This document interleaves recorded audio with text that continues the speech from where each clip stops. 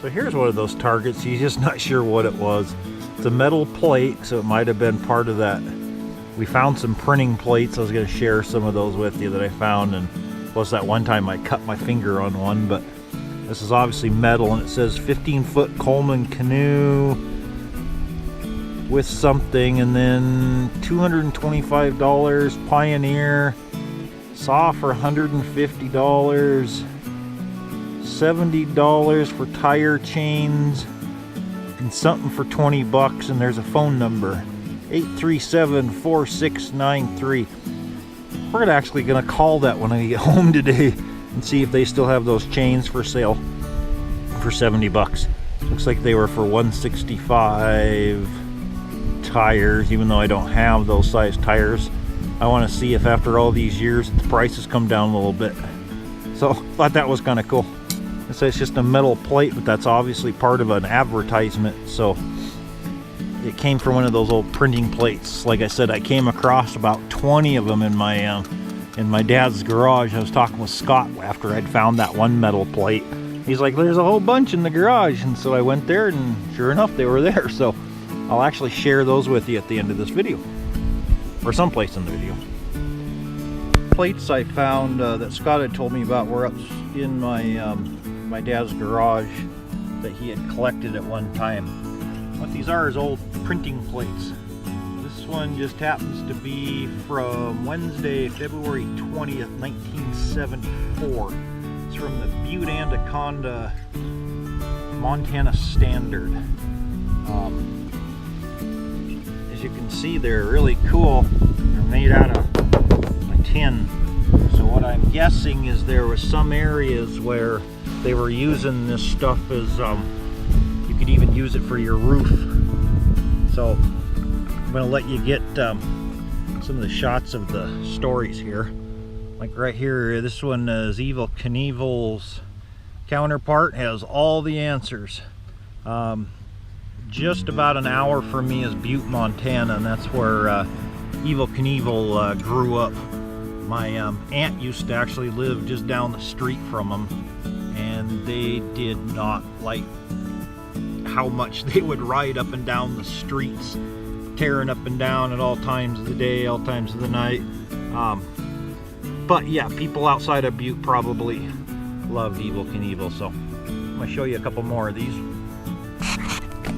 There we go, here's some of the comic section. Funny thing is most of these cartoons are still going nowadays.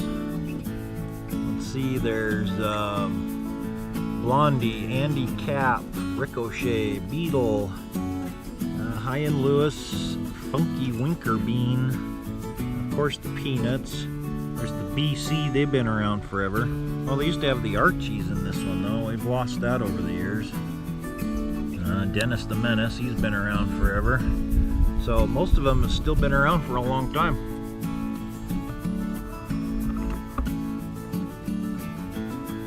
This is the police court from way back when.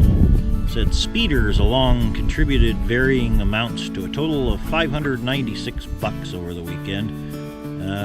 Michael Donald Hamry, I'm sorry if you're still around, 18, who was not among the speeders, paid the most of any individual, 240 bucks.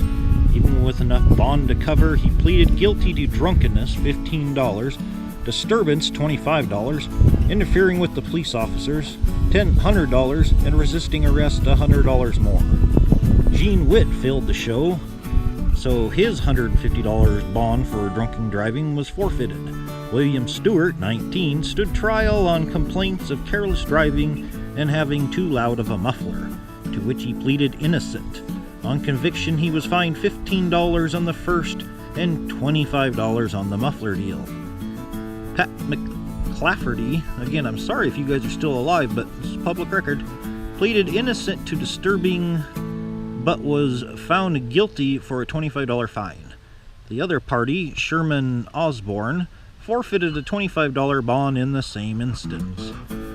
Harold Beamer pleaded guilty to reckless driving, for which he was fined $60, but $40 of that was erased for his having served 4 days in jail. Other bonds forfeited. Pete Haim, 50 $50 for reckless driving. Robert Alward and Alice Richard, $25 each for speeding, and $10 apiece for having no driver's permit. Walter Kendley, $15 for careless driving and $10 for no driving permit. Ann M. Weber and William Hunt, $20 each for stop sign violations.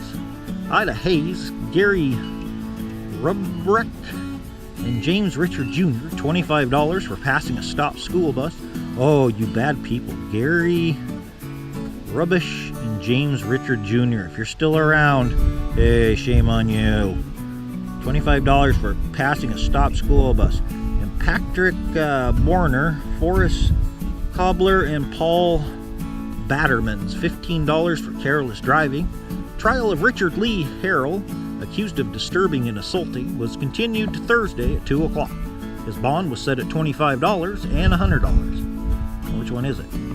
Speed bonds were forfeited in these names and amount. John McDonald III, $36. Carl Madison, $30. Alfred Jacobson and Dan McKinnon, $29. Cliff Forrester, Richard Dahm, and Fred Laurie, $28. Ryan Tremblay, Jack Bajorkum, Clayton Sparrow, and William Skeel, $27. Ronald Westhoff, Lauren Franklin, Larry Treadwell, Bruce Stewart, and Ross Dotson, $26. And these are $25. Harold Aldrin, John Connolly, Oscar Shiner, Irene Jones, Stephen Trovick III, and John Rutherford. Hey, that sounds really familiar. I'm pretty sure that name sounded really familiar. So again, I'm sorry that your bad days of driving have come back to haunt you. You guys are all teenagers, but man, you guys used to get pulled over a lot for speeding. We don't get pulled over nowadays as much as you do. Let's see. Pretty cool. So here I wanted to show you some of the rust coloring you're getting up here. Isn't that stuff cool? I mean, if you want rusty stuff, that's the definition of rusty stuff. You can see it has rainbows in there. Right there where my thumb is, looks like a little rainbow. So I'm pretty sure this is the stuff that some of these areas, that's what the old timers like to do, is get this stuff and chisel it down. That's some cool looking rock. I had to share that with you. Alright, so here's the bounty for the day. We kept running into all these old printing plates. This one, like I said, you can still see that they were selling a 15-foot canoe. They were selling a saw. They were selling some tire chains. And there is a phone number, so when we get home, Elmo and I are actually going to call them and see if it's still for sale. This one said Whirlpool. When we get home, we'll actually show you those printing plates that Scott told me where they were. And I was telling you about. And I grabbed this ore sample just because I kind of like it. It has lots of rainbows. This piece right here is magnetic, so we kind of hung on to that piece. But that's kind of the bounty for the day. So at some point in the last 3 years, this gentleman lost his wallet in the stream, and Scott found it today. So we're actually, when we get home, we're going to try to contact this guy. He's got a concealed gun permit in there, his driver's license, he's got his Visa card in there, Costco card in there. And again, it's probably been 3 years since he lost this thing, so he'll actually be probably pretty damn surprised when we give him a call. So Scott was holding the information. He found this and wouldn't even tell me until the last minute. Isn't that just totally mean? Everybody chew out Scott on my channel down below. He actually does read the comments nowadays, so everybody chew them out for me.